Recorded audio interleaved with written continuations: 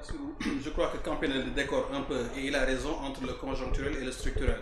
Parce que boo jëlee le conjoncturel mën nga ne non bon bateau yi depuis crise sanitaire bi y en a plus les conteneurs yu jóge woon Asie dem États-Unis delluwaatul li nga ne dans certains ports il y a une certaine surcharge au niveau des conteneurs donc ni ñuy génnee gaawul ba de telle sorte que y a pénurie de conteneurs nga xam ni njëg yi day yokk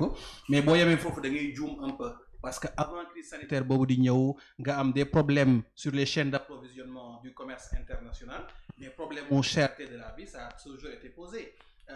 bu ñu waxee cherté de la vie du par rapport ak li nga xam ne moom la ñuy lekk kese mais Bassirou wax na ko sànq le secteur de l'immobilier tey location mais ñi nga xam ni dañuy louer mais ils ont un mal fou à honorer en fait li nga xam ne mooy seen engagement en fin de mois te loolu problème bi muy posé effectivement c'est le problème du modèle économique du Sénégal tey mënuloo am un dëkk boo xam ne au plan monétaire dañ ko contraindre Sénégal amul monnaie boppam pour battre monnaie wax na ko sànq battre monnaie mais daf lay permettre nga irriguer l'économie parce qu'en économie am na lu yooyu la théorie monétaire de la production tey secteur privé national pour que mu mën a capter sax benn marché état mi foog mu am xaalis parce que état bi du ko fay avant mu exécuter son marché xaalis boobu fan la koy jëlee boo ko amul ci épargne am c'est très difficile boo liggéeyul nga am sa épargne wala nga jëlee ko sa entourage immédiat c'est difficile parce que sa entourage immédiat bu ñu liggéeyul bu ñu mel ni yow c'est compliqué système bancaire wala système financier bi nga ko mën a jëlee système bancaire bu fekkee ay banques internationales ñoo ko contrôler état bi amul ci mainmise pour mën a orienter le crédit ne ah man xaalis bi kat 70% yi dama bëgg li dem ci agriculture li dem ci élevage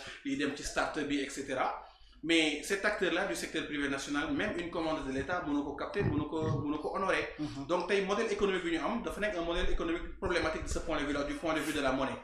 et c'est également problématique du point de vue de l'industrialisation et c'est lié un peu à la monnaie mais Sénégal amuñu en fait des entreprises sénégalaises solides dans certains secteurs économiques li ñu xawoon am à peu près as tuut au début des indépendances dans les années 60 autour de l'arachide mais gis nga un peu ni mu diñ ko salfaañee président Abdoulaye Wade bi muy ñëw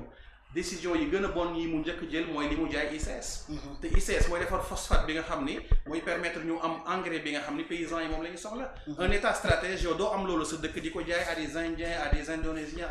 à des Vietnamiens parce que daf ko jaay après mu ñëwaat je crois dans le giron national président Macky Sall la jaayaat ko tey ñi ngi jëm vers le pétrole et le gaz man keroog maa ngi doon def un peu benn démonstration di expliquer comment entre le gaz le pétrole engrais bi ñuy produire fii mën nañu am non seulement production arachidière boo xam ni même bu ko chinois yi jëndul Sonacos mën nañ ko defaraat ba nga xam ni moom moo koy jënd lépp transformer ko non seulement en huile d'arachide ak mais tous les autres dérivés il y a le beurre d'arachide bi nga xam ni sur le marché international c'est un marché de 4 milliards de dollars tey boo ko jëlee ci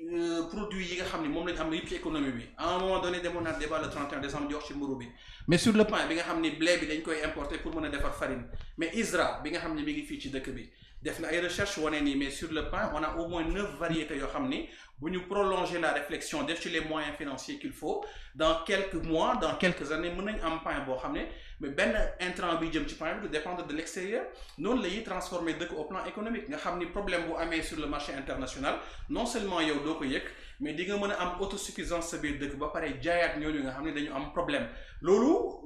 tous les ingrédients sont ici recherche ISRA yaa ngi fi nañ ko xóotal xool lañ fi mën a am sur l'arachide li ma doon wax sànq par rapport en engrais ICS mi ngi fi qu'est-ce qui nous empêche aujourd'hui de nous donner les moyens de renationaliser les ICS nga xam ne engrais bi paysans yi soxla pour mën a produire en quantité et en qualité suffisante dinañ ko mën a def ba nga xam ni non seulement dinañ mën a jaay faj seen soxla Sonacos dina mën a jaay faj ay soxlaam ak ay soxla employés mais secteur agricole bi dinañ ko mën a teel suñu bopp à mon avis foofu kese nañu mën a jaar pour problème bi ñu régler ko de façon définitive parce que Sénégal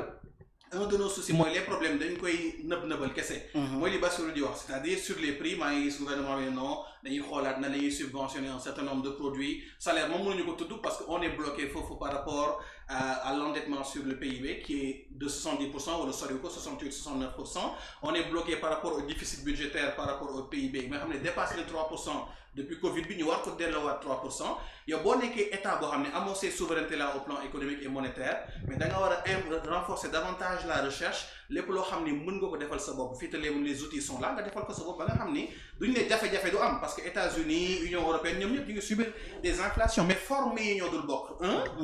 deuxièmement bu amee ñoom mode de réponse yi ñu am ce serait des modes de réponse yoo xam day différent ak ñun États-Unis assez souvent da ngay gis mais le gouvernement central di envoyer des chèques via seen système de transport de kii yooyu des chèques aux ménages pour régler un certain nombre de problèmes yi nga xam ni sur 1-2 semaines lañ koy jànkoonte après le système revient au normal donc ñoom mën nañu am les mêmes problèmes mais problèmes yi dadul bokk nature et puis ni ñu koy solutionner dadul bokk parce que ñoom outils yi nga xam ne yor nañ ko ñun yoruñu ko donc boo yorul yenn outils yi yow li nga yor as néew da nga ko war a renforcer endogénéiser sa économie joxe naa exemple du pain exemple de l'arachide on peut citer d'autres exemples sur le lait qu'on importe la facture laitière est de 60 à 70 milliards mais le lait on peut l'avoir ici exact par rapport ak yi nga xam ne moom lañ yor comme bétail war a mën a renforcer la recherche etc mais tous ces outils là sont à notre disposition mais